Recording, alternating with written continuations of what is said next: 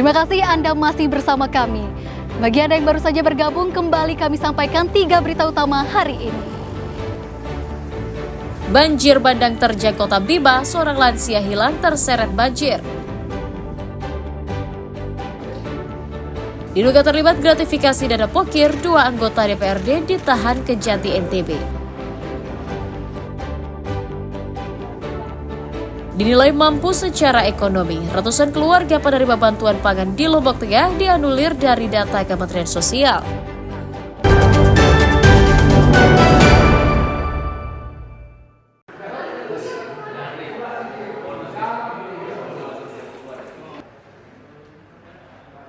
Penyidik Kejaksaan Tinggi Nusa Tenggara Barat menetapkan 2 anggota Dewan Perwakilan Rakyat Daerah DPRD NTB sebagai tersangka dugaan korupsi gratifikasi dana pokok pikiran rakyat atau Pokir DPRD NTB tahun 2025. Penetapan itu setelah kedua legislator bernama Indra Jaya Usman dan Muhammad Nasik Ikroman diperiksa penyidik tindak pidana khusus Kejati NTB hampir 7 jam. Karena berbagai pertimbangan, Kejati langsung menahan keduanya usai diperiksa untuk menjalani masa penahanan selama 20 hari ke depan. Kedua legislator itu diduga kuat berperan penting dalam kasus gratifikasi Pokir DPRD NTB. Mereka berperan membagikan uang kepada anggota DPRD lainnya. Hingga kini pihak Kejati mengaku telah menerima uang senilai 2 miliar rupiah yang dikembalikan oleh sejumlah anggota DPRD NTB. Tadi kita lakukan pemeriksaan saksi dan sekaligus kita tetapkan sebagai tersangka dan kita periksa sebagai tersangka, kemudian akhirnya kita lakukan penahanan untuk 20 hari ke depan. Perannya yang bersangkutan adalah pemberi. Iya. Pemberi untuk beberapa anggota dewan. Iya. Kedua tersangka dijerat pasal 5 ayat 1 huruf B Undang-Undang RI nomor 31 tahun 1999 tentang pemberantasan tindak pidana korupsi dengan ancaman hukuman 5 tahun penjara. Kedua tersangka menjalani penahanan di 2 lapas berbeda, yakni Lapas Praia Lombok Tengah dan Lapas Kuripan Lombok Barat. Dari Mataram, Emi Kusuma dan Riyadi Suhi melaporkan.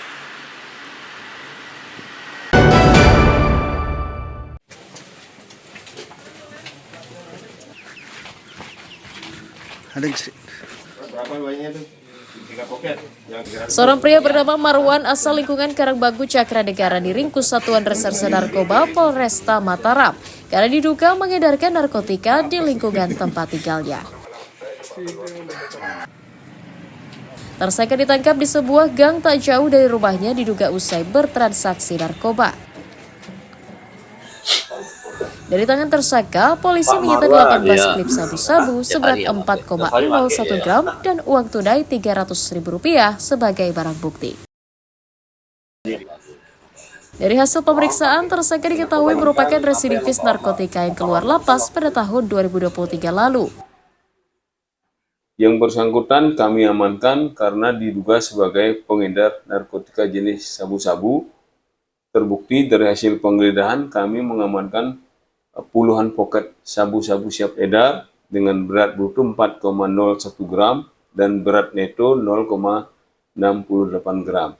Saudara M ini adalah seorang residivis kasus narkotika yang tahun 2023 baru keluar dari lapas Kuripan karena tersandung kasus yang sama, yakni kasus narkotika. Tersangka mengaku kembali menjual narkoba karena tidak punya pekerjaan. Pak Marwan jual dengan harga berapa? 100-an. 100 per klipnya ya? Iya. Sudah berapa lama Pak Marwan mulai menjual narkotika? Sudah, kan saya dapat bebas kan. Sudah ada 4 bulan saya istirahat. Oh sempat, berarti sempat masuk penjara? Iya. Kena ponis berapa hukuman? 4 tahun 2 bulan. Iya. Bebas di 4 bulan yang lalu. Iya. Setelah bebas kembali beraktivitasnya menjual narkotika. Atas ulahnya, pria 40 tahun itu dijerat Undang-Undang Narkotika dengan ancaman hukuman pidana 5 tahun penjara. Awaludin dan Riyadi Suhi melaporkan dari Kota Mataram.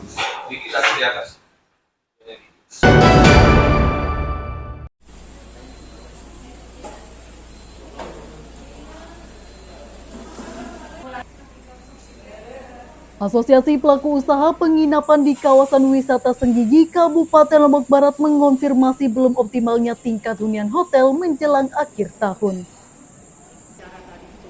Para pelaku usaha justru mencatat terjadinya penurunan keterisian kamar baik di hotel berbintang hingga penginapan kelas menengah. Selain karena adanya efisiensi anggaran pemerintah, pelaku usaha mengklaim merosotnya jumlah pengunjung disebabkan mahalnya harga tiket pesawat ke Pulau Lombok. Para pengusaha mendorong pemerintah daerah untuk memperbanyak pilihan jasa penerbangan menuju Bandara Lombok serta menurunkan harga tiket pesawat melalui skema subsidi.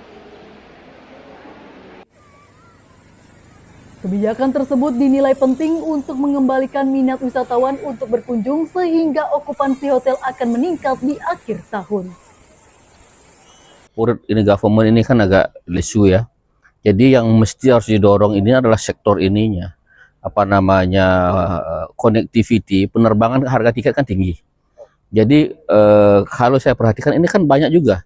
Di tengah situasi katanya ekonomi lesu, tapi kan masyarakat kita kan banyak juga yang liburan ke luar negeri, ya ke Kuala Lumpur, ke Malaysia, ya kan ke Singapura, ke Thailand, kan lebih murah di sana ininya, paket-paket lebih murah. Jadi faktor utamanya kan ini harga tiket ini, itu. Pemda juga diharapkan menggencarkan promosi dan memperbanyak event wisata untuk mendongkrak kunjungan wisatawan ke Pulau Lombok. Hairul Amri dan Riyadi Sulhi melaporkan dari Kabupaten Lombok Barat.